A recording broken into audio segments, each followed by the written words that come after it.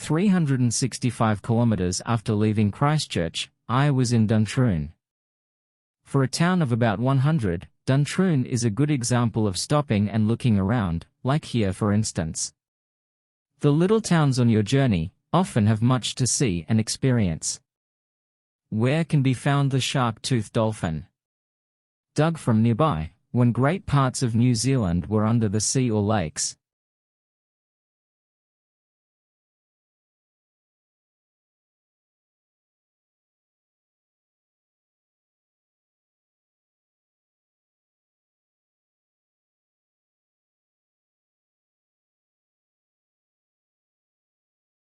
Just down the road is the Elephant Rocks, where a scene from a Chronicles of Narnia was filmed.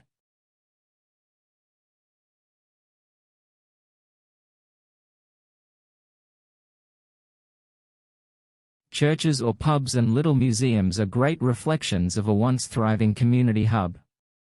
Many of the great pubs in particular are disappearing.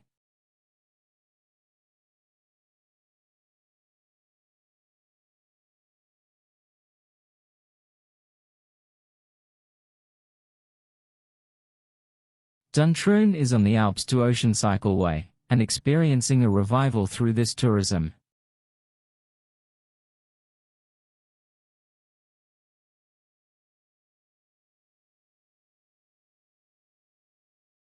There are still bad farmers polluting waterways. On the road via Dansea's Pass to Naseby. Probably only a week or two away from closure, due to anticipated snowfalls.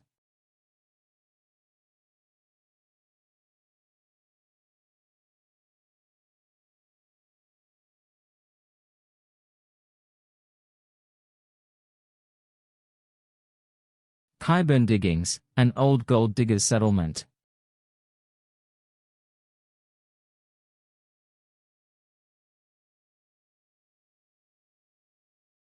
Dansea's Pass Hotel. The stonework of the original hotel in 1862 was laid by a mason known as Happy Bill, who was paid for his services in beer, receiving 1 pint for every schist boulder shaped and laid. Local legend has it that, after one particularly busy day on site at the hotel, the drunk craftsman fell into an open grave in the cemetery, where he slept the night. Naseby.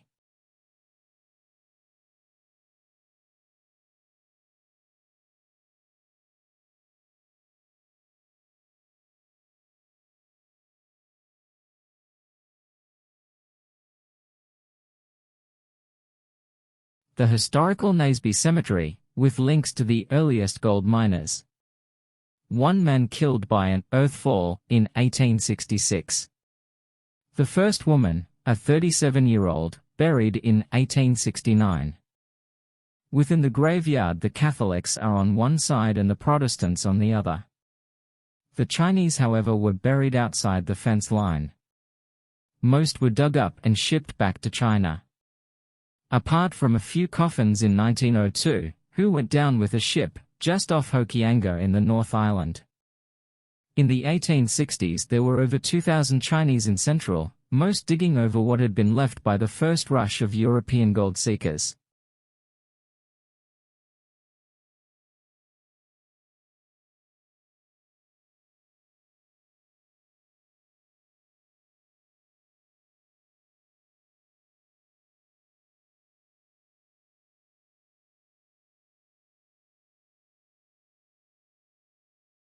My Naseby Airbnb.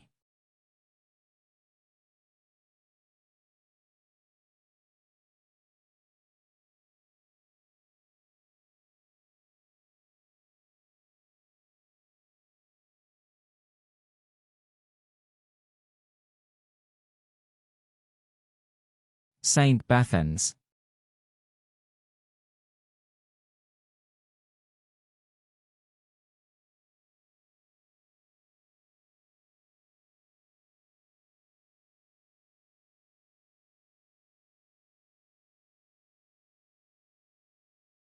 The Haunted Hotel.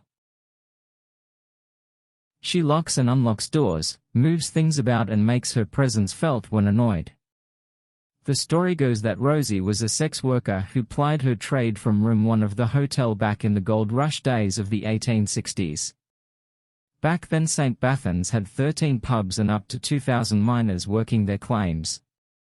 She was killed in the room by a person or persons unknown, who took the small quantity of gold she had from her dealings with miners, and absconded, never to be found. Rose's ghost is still about, and particularly active in room 1. If you sleep there, you are given a round wooden plaque indicating you survived the night.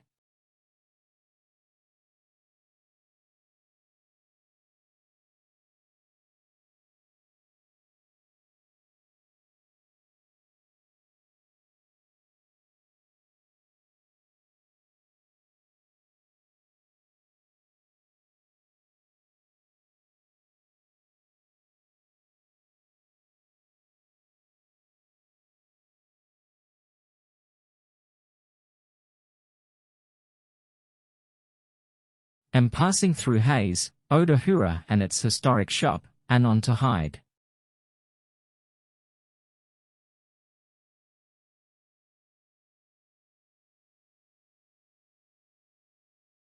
The Cromwell-Dunedin Express, travelling at speed, derailed while rounding a curve near Hyde in central Otago.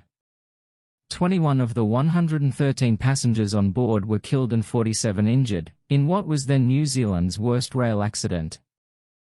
Ironically, in December 2023 we cycled past the very spot.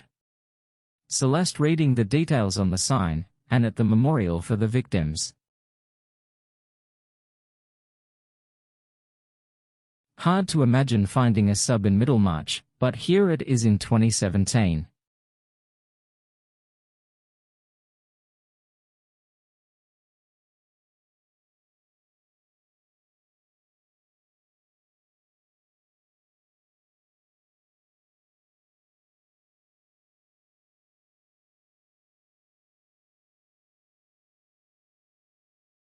Out tram, just south of Dunedin.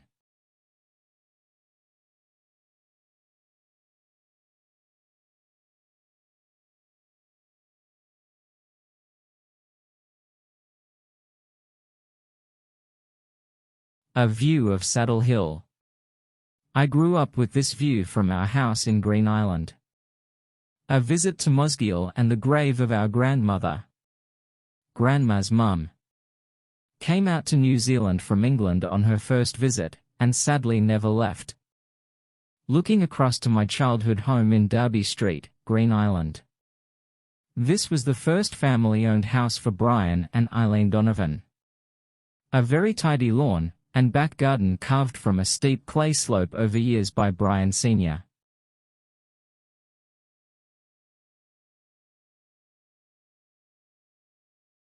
Damien Donovan, the only one of grandchildren to spend time at Derby Street.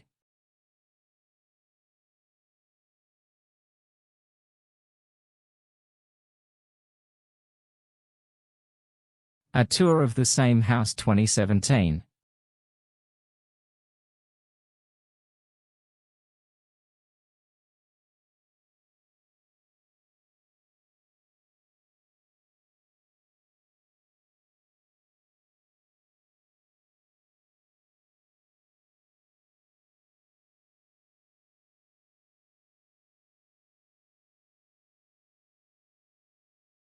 On the Tarsiel again, heading south past Blackhead with Green Island offshore, through Waldronville along Brighton Road. Past Ocean View settlement featuring a few expensive houses, where there once were mainly cribs.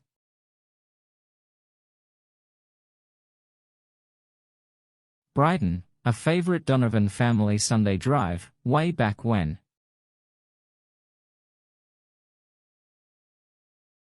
Looking down on Brighton and Rugby Ground. The headland to the right is where I am heading. Taieri Mouth, a fishing settlement about 25 kilometres from our Green Island home.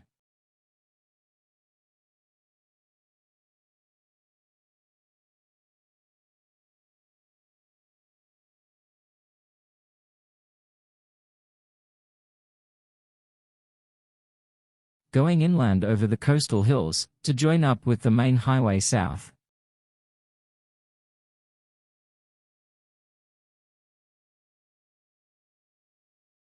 Lake Waihola. Many years earlier, when we were toddlers, the family rented a bach here over the holidays.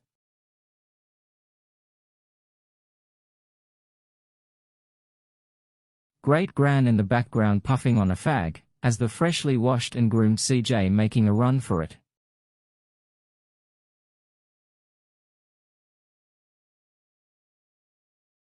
Kaitangata. A once busy coal town where you can still smell the smoke from house, coal and coke fires. New Zealand's mightiest river, the Clutha, also called by its Maori name, Matto.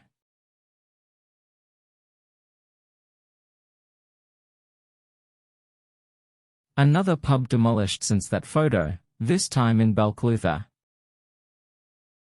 From Belclutha I head down the scenic route, back towards the east coast.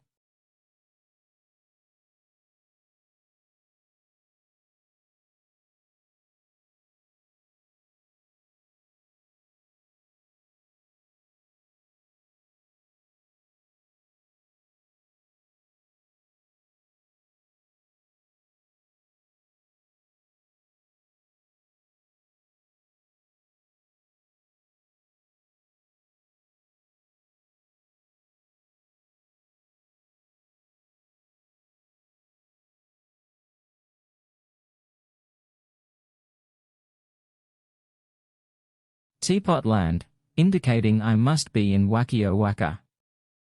I like this little town as it is quite quirky. Talking about that, here is my accommodation. Once a hospital dating back to 1927, then maternity only, to old fogies home, and now a backpackers. At the time I was the only patient, I mean guest in the whole building.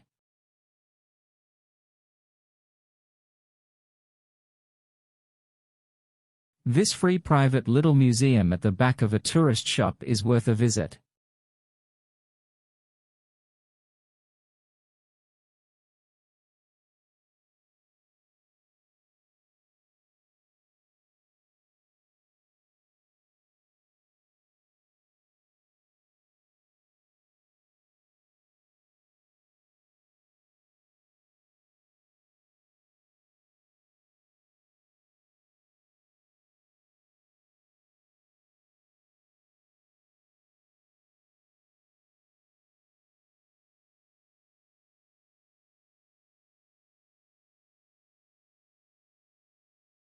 Owaka is the gateway to the very picturesque Catlins.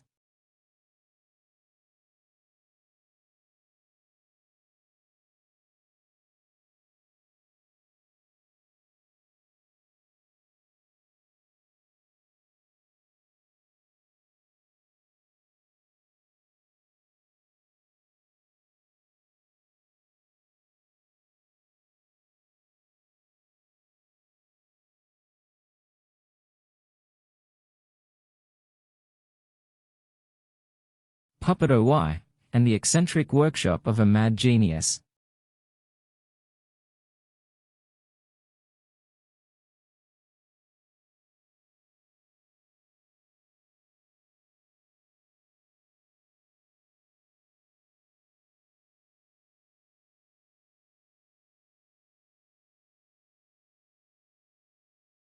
There is no lack of memorials to shipwrecks along this coastline.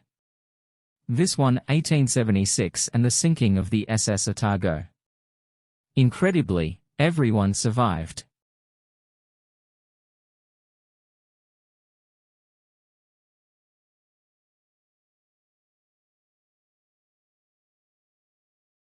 Waikawa, South Catlins, another interesting little place. Coming around Porpoise Bay, populated with penguins and seals.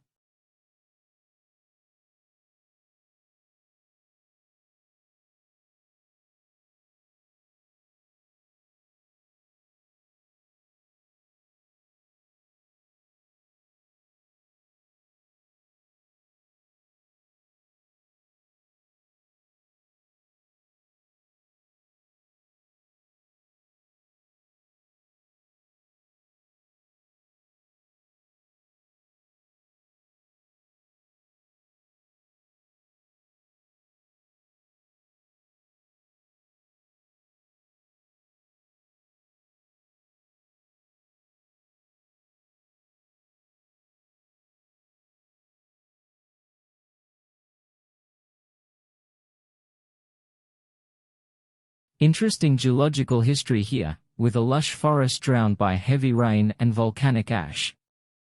Over time the sea washing away the top layers to reveal the petrified forest.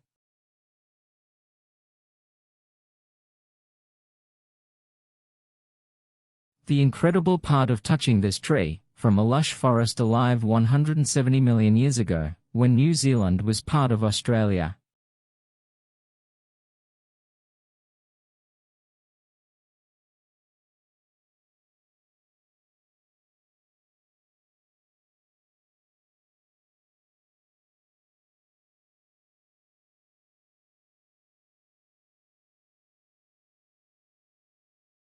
Slope Point, the southernmost part of the South Island.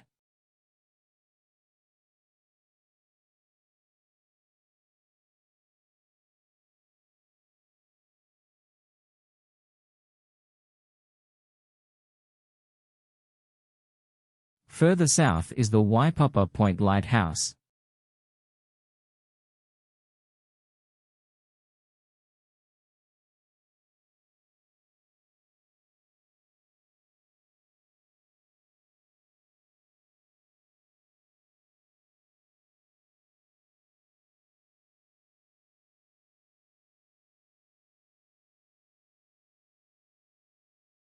Just offshore, the wreck of the Tararua. 151 on board this vessel heading for Melbourne. 20 survived. 64 bodies, eventually washed ashore, many of whom could not be identified and buried in what is called the Tararua Acre. Effectively a plot in the middle of farmland, near the sea, and today requiring a walk through a few paddocks to get to.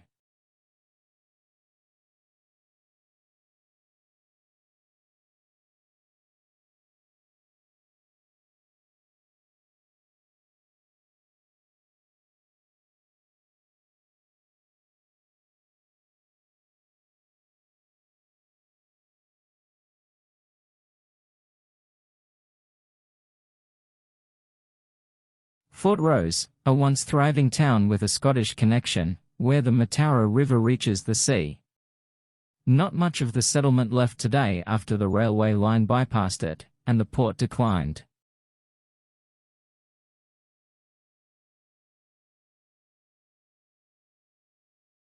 It is important to remember, Maori populated these areas long before the arrival of the European.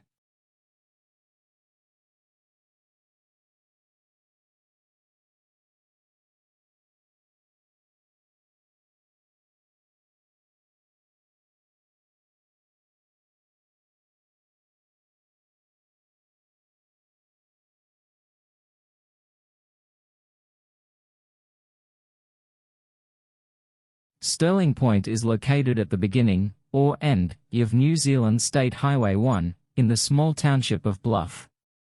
It is named after Captain William Stirling, who established a whaling station nearby in 1836. Stirling Point is most famous for its signpost, which depicts directions and distances to major cities around the world. This signpost has featured in thousands of travelers' photographs and is a must-do for visitors to Bluff.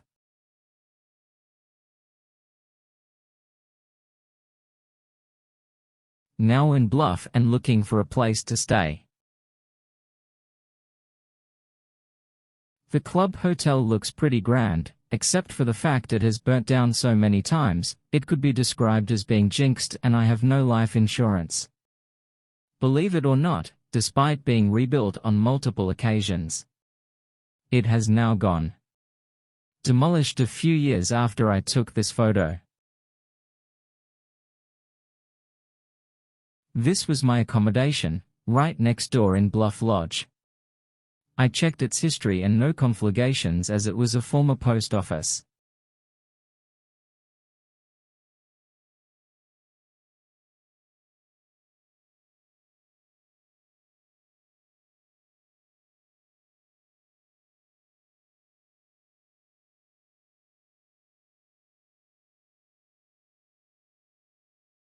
Time for a stroll up Bluff Hill and 360-degree views, including to Stewart Island across Foveaux Strait. Seeing fishing boats heading to West Coast and ships to Australia.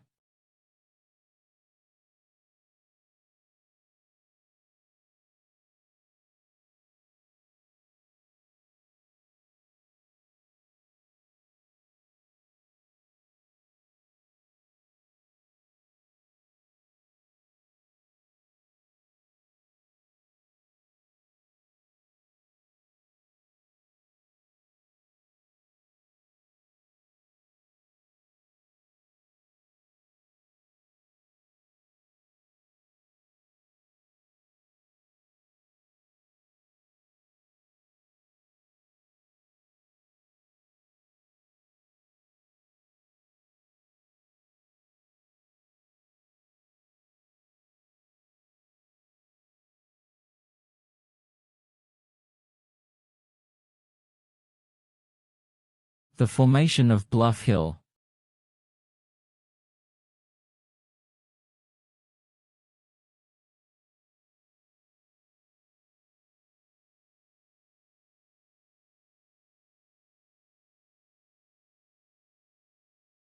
The early settlers to Bluff and Southland.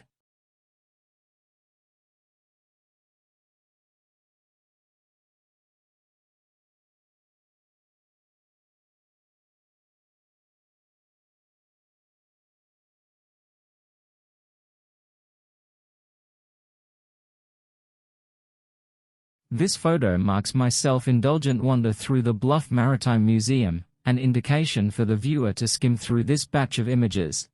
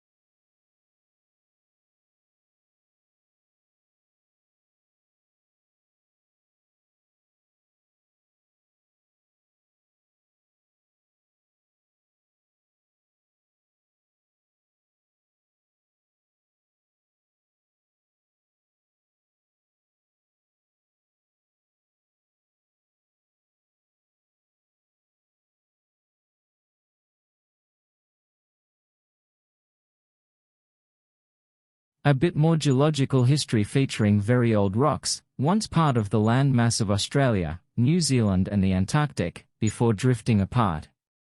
Yes, and under where I am lying.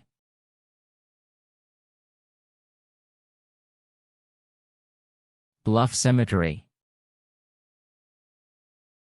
The grave of the family of New Zealand's 17th Prime Minister, Sir Joseph Ward. And also counted about 5 Donovans, with great views across Foveaux Strait. I did notice a smattering of Donovans elsewhere, including Donovan Park in Invercargill. This was sold to the council by spinster Rachel Donovan in 1964. Quite a big area, about half the size of Hagley in Christchurch. Also in Invercargill, Donovan Primary School.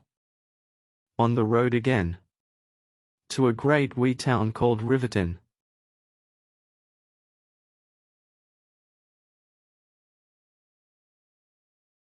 On the way, pass through Wallerstown. The founder of Riverton, who almost single-handedly populated the town with 19 kids.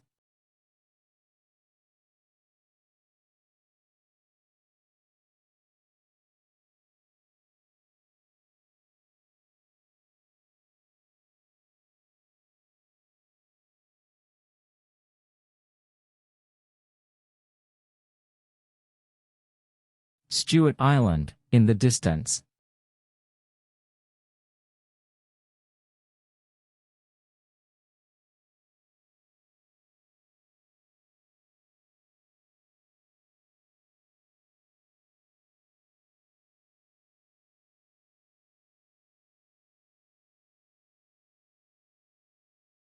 Up the road from Riverton, also known as Aparima, there used to be a pub owned by Minnie Dean and her husband. It went bust, and Minnie had to turn to baby farming to earn an income. That enterprise went pear-shaped when she became the first and only woman to be hanged in New Zealand.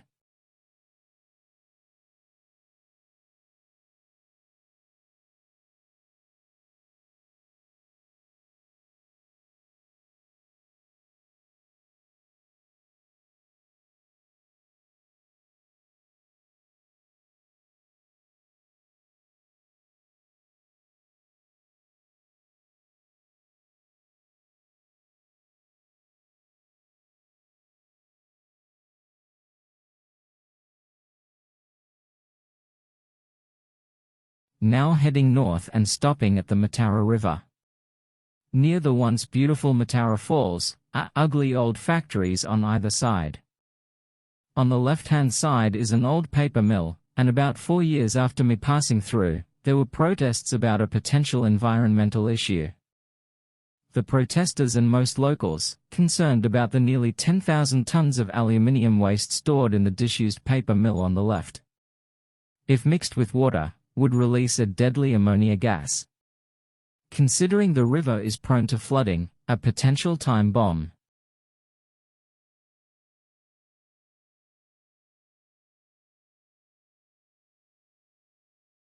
If you recognize this, then it is a clue I have driven from the deep south to Taiaroa Head in Dunedin.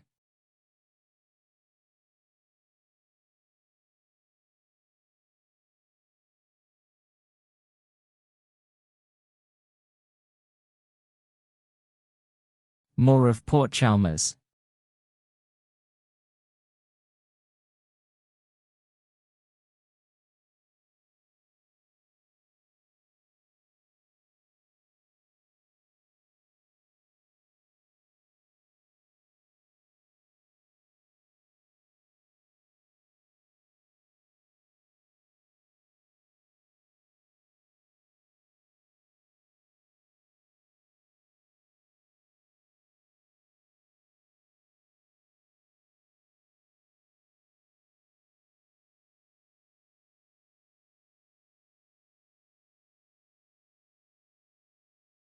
The upmarket St. Clair, Dunedin.